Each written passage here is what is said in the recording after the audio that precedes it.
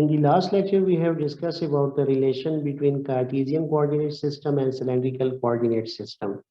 The link of that lecture is given in the description below. In this lecture, we will focus on spherical coordinates. Suppose we have a point P in a system having spherical symmetry, and this point P is represented in r theta phi, where r is the distance from the origin to this point P, or you can say it is a radius of a sphere from the origin that passes through this point P. And theta is the angle between z-axis and the position vector, and phi is the azimuthal angle measured from x-axis. Suppose a vector A from origin to the point P can be written in spherical coordinates as A vector is equal AR plus A theta plus A phi,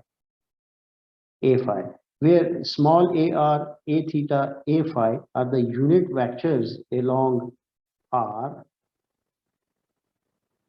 phi, and theta, which are at right angles to each other, where r can vary from 0 up to infinite, and theta has limit from 0 up to pi, and phi has limit from 0 up to 2 pi. If you take a dot product of unit vector with itself, you will get 1. And in case if you take a dot product of one unit vector with another one, you will get 0. It depends on the angle. Either the angle would be 0 or 90 degree. In case of cos of 0, you will get 1. In case of cos of 90, you will get 0. If you take a cross product of two unit vectors, you will get the third unit vectors as a result. So you take the magnitude of a vector by A magnitude is equal AR square plus A theta square plus A phi square under the root.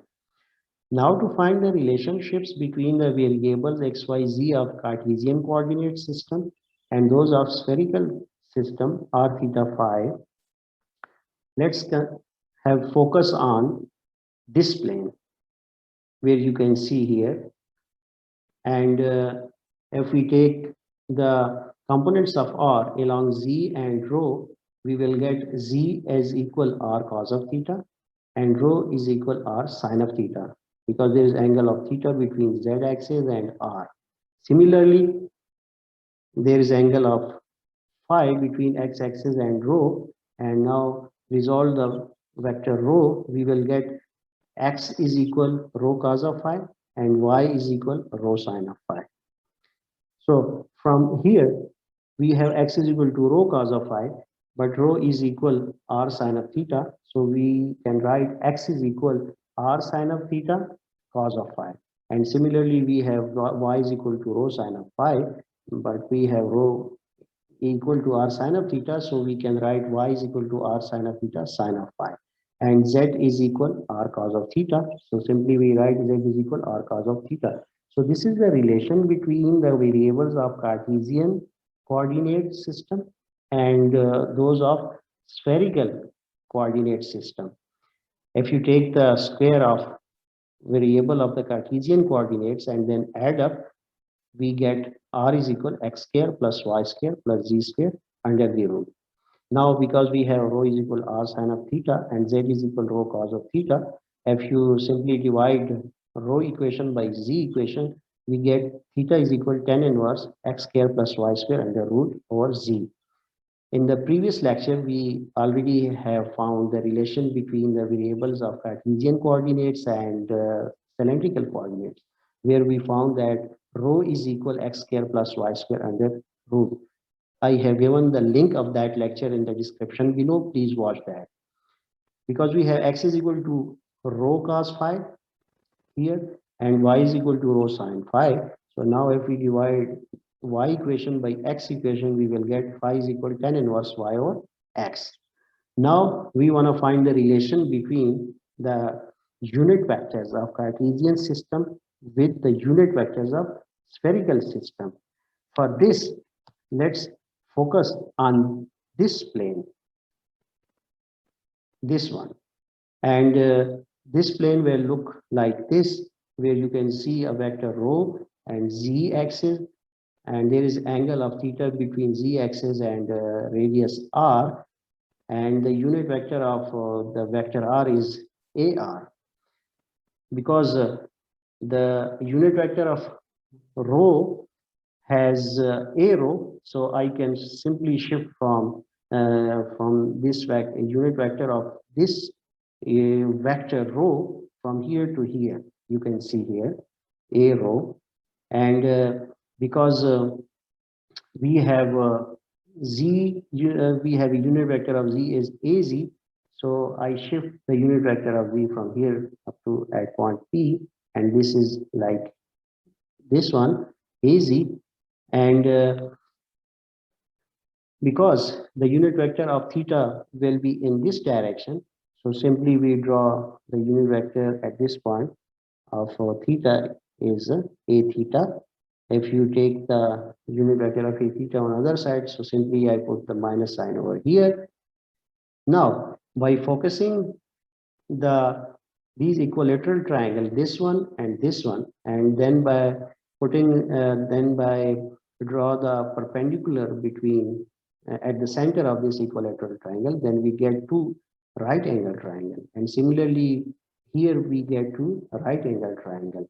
So now the target is to find the length of this a row unit vector.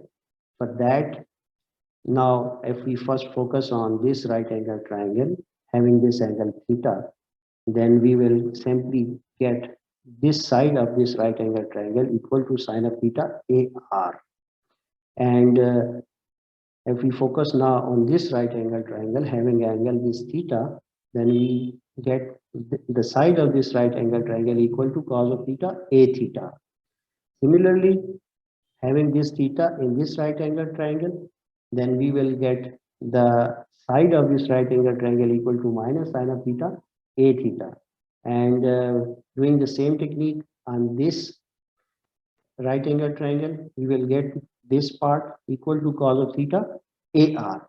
So this means now we have a row, which is this whole length, a row is equal this term plus this term. So we can write a row is equal cos of theta a theta minus sine of theta ar. And because az is equal this term plus this term, so we simply write az is equal cos of theta ar minus sine of theta a theta. So from doing all of these steps, we get a row equal this one and az equal to this one, because there is a relation between as the variables are the unit vectors of Cartesian system and the cylindrical system, and that is ax equal to this one and ay is equal to this one and az equal to az. We have already done this relation. We already have calculated this relation in the previous lecture. You may please watch that video. I have given the link of that lecture in the description below.